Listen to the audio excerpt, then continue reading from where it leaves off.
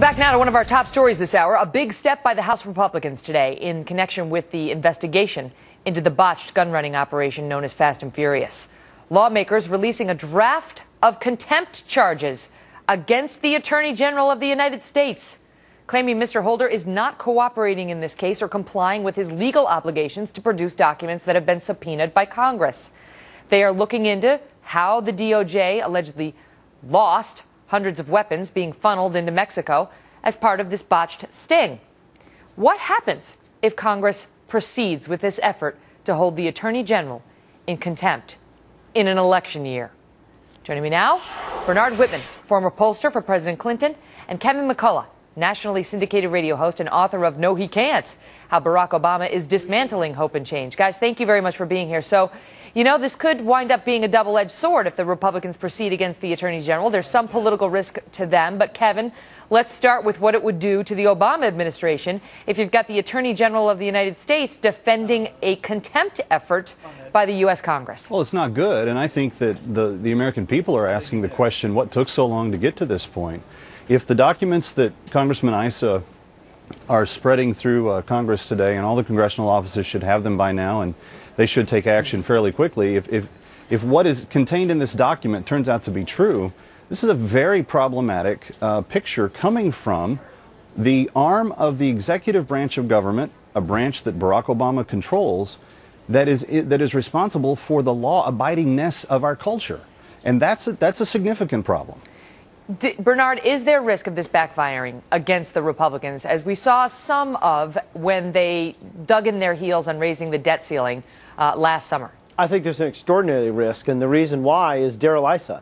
I mean, the fact that this guy, who is a shameless self-promoter, he is a blowhard, would seek to politicize the tragic death of a Border Patrol agent for his own self-aggrandizement is really disgusting. I mean, the truth is that Eric Holder has testified before Congress at least 7 times. The Justice Department has turned over thousands of documents in this case. And I totally support and believe that there should be a full, fair, open, and transparent investigation.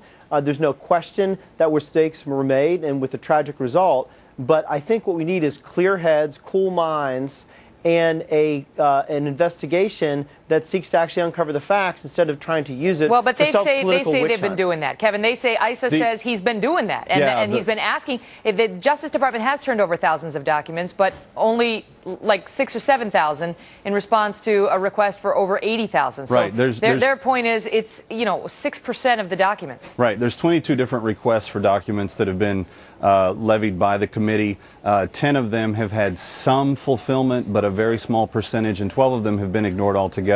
And I find Bernard's thinking on this reprehensible when talking about exploiting the pain of the family. Eric Holder is the one that is preventing answers from being given to Agent Brian Terry's family that they deserve to have. He was killed through an incompetent implementation of this policy.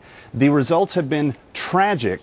The policy is a failure. You have 2,000 weapons that have been trafficked. You have 567 that have been found. That means there's still almost 1,500 weapons out there waiting to be used against future border agents, their families, citizens in the lower southwestern states that border Mexico. This is a disastrous policy, and the fact that Eric Holder has played politics with it is not in any way reflective on Darrell Issa. Great attempt to misdirect, but not going to work. Go ahead, Bernard. No, I think that's exactly incorrect, because the fact is the Attorney General has recognized that there are major problems with this, shut it down, and the best way forward here is not to drag this into the political process by trying to throw around transparency, the threat Bernard. of a contempt they citation deserve transparency against the Attorney General of the United States. Look, the Republicans in Congress have a deep history of flailing about with investigations in presidential years. And you know what? I would just look back as to the last time that the Republicans controlled the House, and they launched How a is this long partisan, series of Bernard? investigations against the How sitting is this? president. You keep The saying it's American public Republicans. does not How is want- it partisan? It is- This is an issue of the federal government not answering for its actions, and it's not giving answers to legitimate questions that authority from Congress has to ask. No, this is another example of Darrell Issa trying to use a stage to shine the spotlight on himself. It's taken a year. Let me jump in and ask you about that, Bernard. If you assume that Darrell Issa's document requests are not legitimate, no, I'm assuming. But what if they are? But Issa's point is, I have legitimate requests. You know, many Americans want to know what happened in this case. I have legitimate requests, and I'm getting stonewalled. If you get stonewalled over and over and over and over and over and over, this is what you do. Is it political just because the person doing the stonewalling, allegedly, is the Attorney General?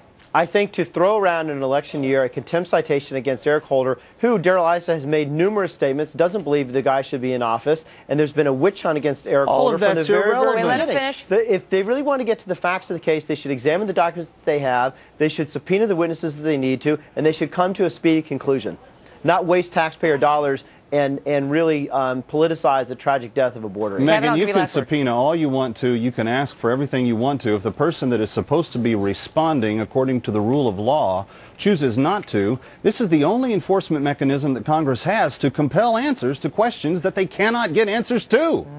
Well, he says he doesn't want to do it. They are hoping for a different result, and we'll see whether they get it. Bernard, Kevin, thank you both. Thank you.